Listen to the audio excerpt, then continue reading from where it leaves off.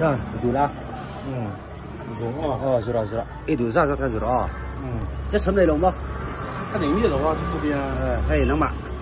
Lại lâu la rồi. Dám lâu la. Dám lâu la. Không đã. Lại lâu la. Lại lâu la. Dám lâu la. Dám lâu la.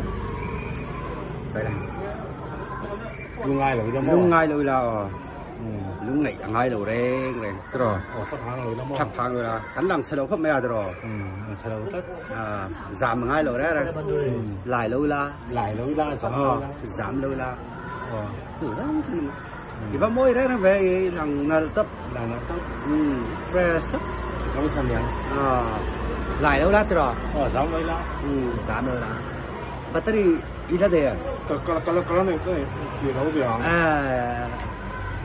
chân sầm ní này đâu rồi này đâu dạ lại như ông lâu về đâu này phát rồi lại lâu lắm lần lâu nhỉ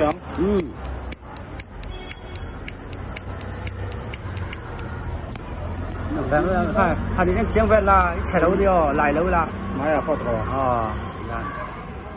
xe lâu quá chết lâu gì mà lại lâu là bao dám lâu không dám lâu la